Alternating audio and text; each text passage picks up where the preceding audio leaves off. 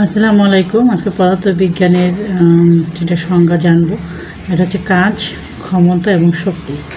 আসলে আমরা কাজ বলতে কোনো কিছুকে করাকেই বোঝাই, কিন্তু এবং কাজ, ক্ষমতা এবং শক্তি পদার্থের ভাষায় কী বলে সেটা আজকে একটু দেখব। তাহলে প্রথমে দেখবো যে কাজটা আসলে কি। কাজ কি? কাজ মূলত যদি একটু বলতেই হচ্ছে, কাজ হচ্ছে কোনো বস্তুর অবস্থানের পরিবর্তন। পদার্থবিজ্ঞানে বলে কাজ হচ্ছে বস্তুর অবস্থানের পরিবর্তন। অর্থাৎ আমার এখানে একটা পেন্সিল রাখা আছে, এই পেন্সিলটাকে যদি আমি একটু এখান থেকে এইখানে সরিয়ে দিই তাহলে আমি বলতে পারি হ্যাঁ আমার কাজটা হয়েছে। কিন্তু আমি যদি পেন্সিলটাকে এখানে রেখে অনেক বল প্রয়োগ করা সত্ত্বেও যদি পেন্সিলটা আমার এখান থেকে না সরে, তাহলে কিন্তু আমি যতই বল প্রয়োগ করি না কেন, যতই শক্তি দেই না কেন, আমার কিন্তু কাজটা কখনোই হবে না। তার মানে আমরা কাজ কি বলতে পারি যে কোনো বস্তুর অবস্থানের পরিবর্তন, অর্থাৎ বল প্রয়োগে বস্তু যদি কি ঘটে, সরণ ঘটে, তবে তাকে আমরা কি বলি, কাজ বলি। বল প্রয়োগে তাহলে আমরা কি বলবো, বল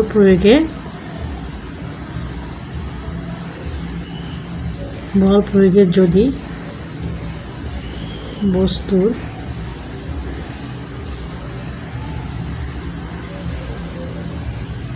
অবস্থানের পরিবর্তন ঘটে, বল প্রয়োগে যদি বস্তুর অবস্থানের পরিবর্তন ঘটে তবে তাকে কাজ বলে। তো এখানে কাজ, যার ইংলিশ হচ্ছে ওয়ার্ক, তো এই জন্য আমরা কাজটাকে কী দ্বারা প্রকাশ করা হয়, ডাব্লিউ দ্বারা প্রকাশ করা হয়। কে ডাব্লিউ দ্বারা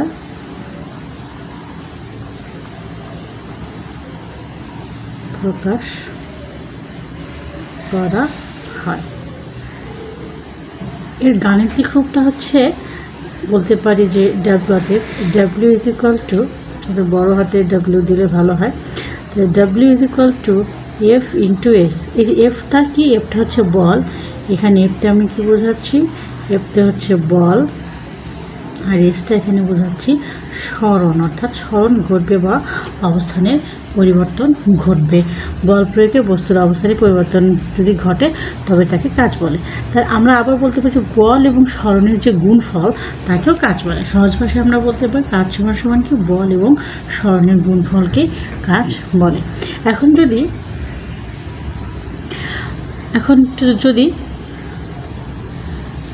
যদি কোনো বস্তুর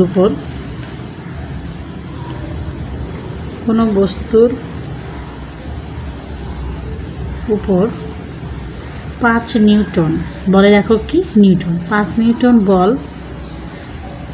5 নিউটন বল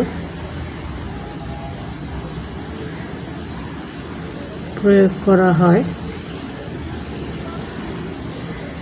এবং তার সরণ 3 মিটার হয়,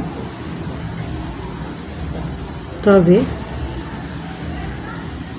ডাব্লিউ ইজ ইকুয়াল টু, কাজ সমান কি আমরা জানি F is equal to S, তার মানে আমরা জানি যে 5 গুণন কত নিউটন বল প্রয়োগ করেছি, 5 নিউটন, আর সরণ ঘটেছে 3 মিটার, তার মানে এখানে 15 জুল কাজ হয়েছে। তাহলে আমরা আরেকটা কী পেলাম, যে কাজের এককটা কি, জুল। কাজের একক কি, জুল। এইটা হচ্ছে কাজ। আমরা কাজ কাকে বলে দেখলাম, কাজের গাণিতিক যে প্রকাশটা সেটা দেখলাম, এবং কাজের একটা অঙ্কের মাধ্যমে দেখলাম যে কীভাবে কাজটা সম্পন্ন হয়, কতটুকু কাজ হয়েছে, এবং কাজের একক কি, জুল। কাজের একক কি, জুল, এবং এটা অবশ্যই এসআই ইউনিট। এখন একটু দেখি ক্ষমতাটা কি, তার আগে একটু দেখি শক্তি কি। শক্তিটা কি? শক্তি হচ্ছে কাজ করার সামর্থ্য। শক্তি কি হচ্ছে, কাজ করার সামর্থ্যকে শক্তি বলে। একটু যদি বলি যে কাজ করার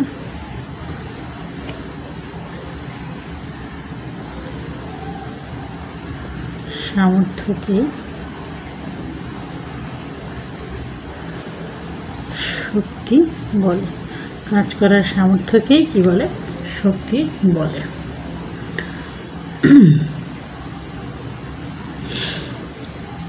এখানে শক্তি ইংলিশ হচ্ছে এনার্জি, ই দ্বারা প্রকাশ করা হয় এবং একে দ্বারা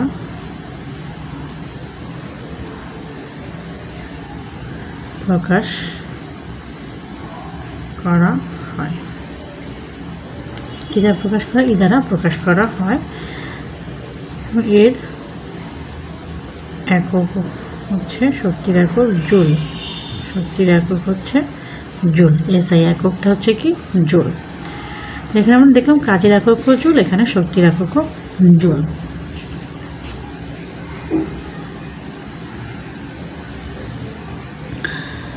শক্তির একটা রূপ আছে।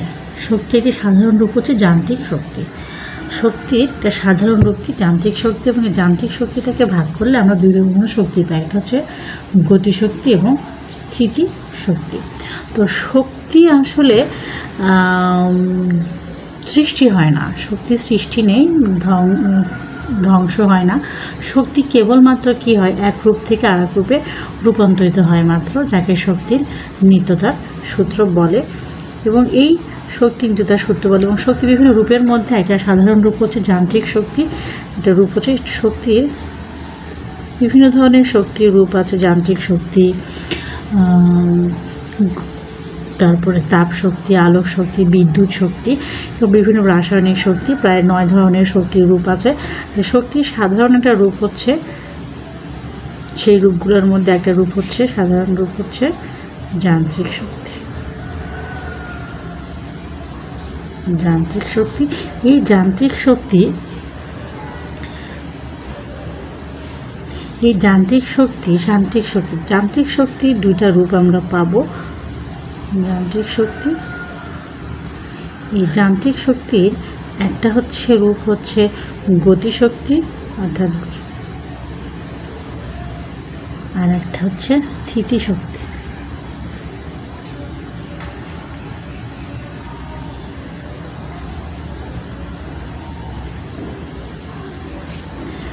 তো পরবর্তীতে গতিশক্তি এবং স্থিতিশক্তি নিয়ে একটু আলোচনা করা হবে। আমরা এখন একটু দেখব যে ক্ষমতাটা আসলে কি।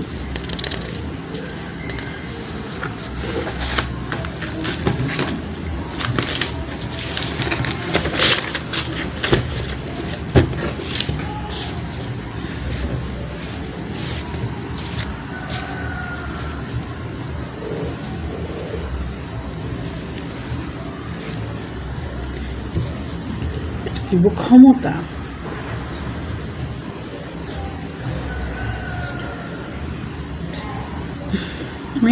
ক্ষমতাকে আমরা সাধারণত পাওয়ার, আমি টানে এর গাণিতিক রূপটা লিখি, তারপরে আমরা একটা ডেফিনেশানে যাই।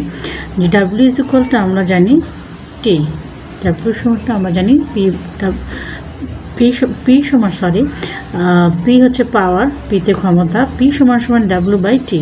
এখানে ডাব্লিউ দ্বারা কি বোঝাচ্ছে? এখানে ডাব্লিউ দ্বারা বোঝাচ্ছে কাজ, আর টি দ্বারা বোঝাচ্ছে সময়।